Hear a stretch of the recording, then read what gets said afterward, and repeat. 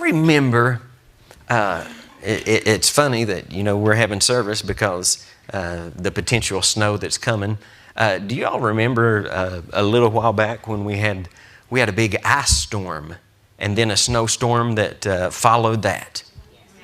Y'all remember that? And so we were living in Nicholasville at the time. And so we got several inches of ice and then several inches of snow on top of that. And then it got down close to zero. And so, it was like, this deep, solid ice. So we lived in a subdivision, lived on the corner, and our driveway is not sloped. The subdivision is just, our driveway was just as high as, what it is, like the curbs above the road. And so we don't have a sloped driveway. It had a level driveway. But you understand, there was snow and ice, mostly ice, just packed about a foot deep. Well, then the snow plow came through, and I guess they were so busy that they didn't go up and back down the same street. They just came in one way in the neighborhood and went back out. So they just made one swipe. Well, when they made that one swipe, it just pushed everything that they were scraping right at the base of our driveway. So now we've got like 2 feet of snow, of ice, packed, solid ice. So I'm coming home one day, and I'm in, SUV. It's not 4-wheel drive, but it's front-wheel drive. And like I say, our driveway is not sloped. You just have to, just come up, just a little bit to get on the driveway. And so when I come and I hit that ice, my vehicle just sat down right there. Spinning, I wouldn't move. Then all of a sudden, frustration sets in. See, we start laughing about it, right? Because everybody's been there, right? We laugh about it now, but you wasn't laughing when it happened. Yeah, I wasn't laughing when it happened. It was packed. I was so stuck, Isaac, that how sometimes you can put it in forward and then put it in reverse. You can rock it. It wouldn't do that. You couldn't even tell if it was in forward or reverse. It just sit there and just spin. So I get out, and it's time for everybody in the neighborhood to come home too. And we're first house on the corner.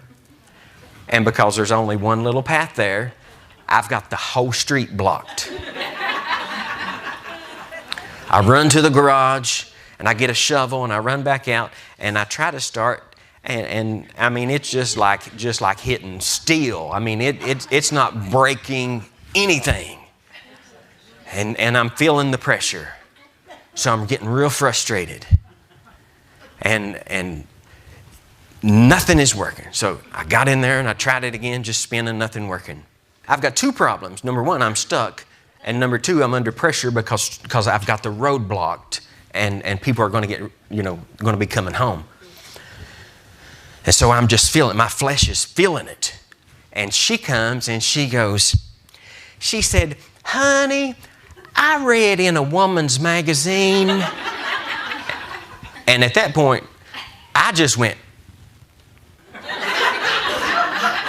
I didn't even say nothing because I was about to get real frustrated. I just said.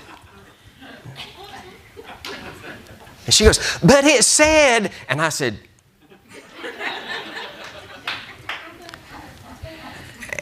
"But it said that if you'll put rugs down, that you can get unstuck." Now let me ask you guys, if you've ever been stuck before, was your first thought was, I wonder what good housekeeping, I wonder what a woman would have to say to help me out of this. No. So she keeps on telling me that this magazine, and I'm like, now I've got 3 problems.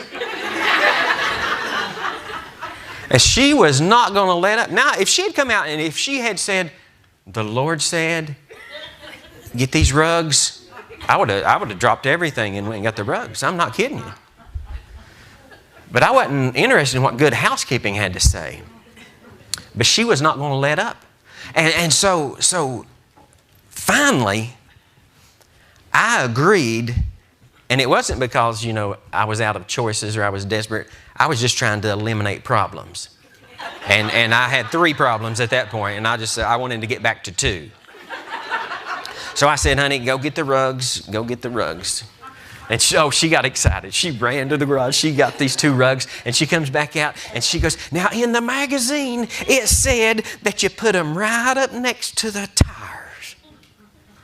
And I wanted to say, thank you, Captain Obvious, because I probably would have put them on the hood if you hadn't have said that, I mean, I'm just really, really frustrated at this. I mean, because I cannot get this vehicle out. And she's so excited, and I'm still not excited about this at all. And she puts those rugs down, right up next, like the magazine said.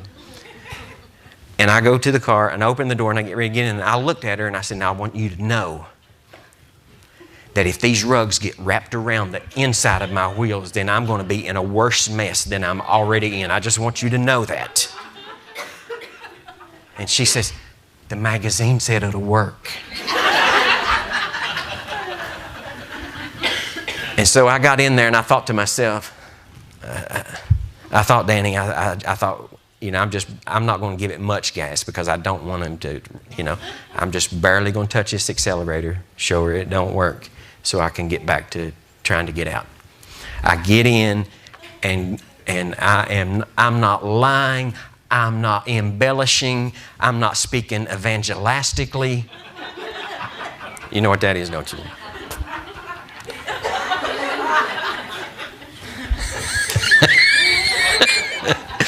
I'm pretty convinced that if everything written on the back of Christian books was true, the whole world would already be saved. You know that? They're speaking evangelistically. I'm doing none of that. I got in the car, I put it in drive, I barely tapped the accelerator, and the vehicle, just like it was on dry ground, just went boom, right across the driveway. I pulled right into the garage. Now, let me tell you, folks, have you ever been happy and disappointed at the same time? I'm happy not to be stuck, but I look through the mirror and here she comes. And I knew I was going to hear it. I knew I was going to hear it not only the rest of the day, the rest of my life, And here she comes. She said, And so at that point, I didn't even want to go in the house. So I said, tell you what, honey, why don't you go on in? It's cold out. While the vehicle's out of the way, I'm going to go out and try to work on this so we don't get stuck again tomorrow. I didn't even want to be around her.